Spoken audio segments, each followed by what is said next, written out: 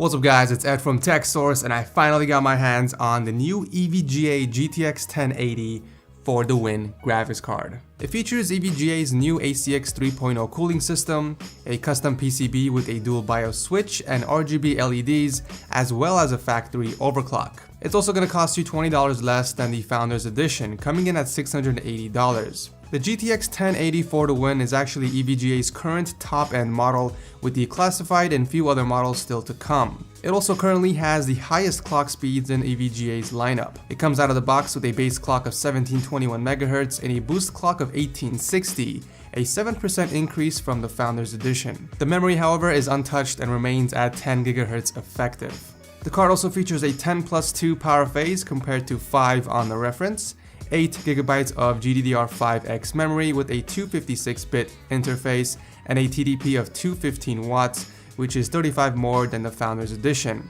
And with that, you get an extra 8-pin PCIe connector for a total of 2. The additional headroom and voltage supply should theoretically help the card when it comes to overclocking, which we will see later in this video. For I/O, you get the same ports you would expect from the Founders Edition: dual-link DVI, 1 HDMI 2.0B, and 3 DisplayPort 1.4. And finally, let's take a look at the overall design of the card. To be honest, at first glance, I wasn't a fan of the honeycomb mesh style faceplate with EVGA logos everywhere.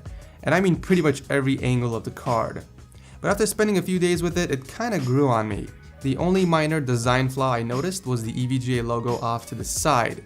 Once the card is installed inside the PC tower, the logo will appear upside down, but in most cases that angle won't be visible anyways due to the hard drive cages, but I figured I would still point that out. Other than that, the card looks very sexy. EVGA has opted for a fairly neutral black and silver color scheme, which will work well with pretty much any build. They've also implemented RGB LEDs, which lights up the logo and the card name in the front, as well as the faceplate of the card. You can adjust the color and give it a cycling effect using the EVGA Precision X overclocking software.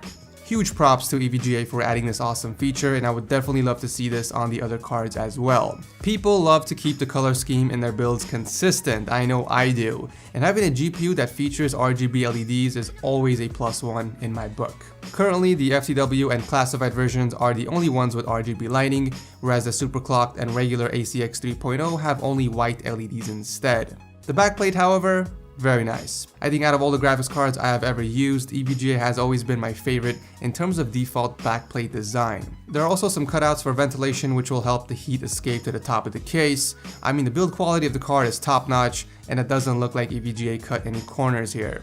The new ACX 3.0 cooler design takes advantage of its enormous size with huge 100mm fans, and these use double ball bearings which EVGA claims last up to 4 times as long as traditional sleeve bearing fans. In terms of temps, this card stays fairly cool and quiet considering it comes factory overclocked. For idle, it would stay at a constant 44 degrees, and during full load, I couldn't get it past 76. The fans also switch off completely in idle and low power situations to stay more quiet and save energy. In fact, there's a quick noise sample during idle and full load.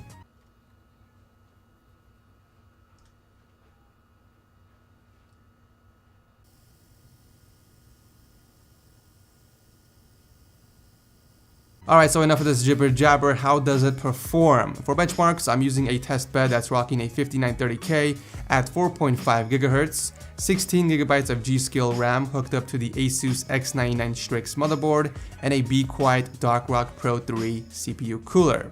Now I'm going to shut up and let you guys enjoy the benchmarks.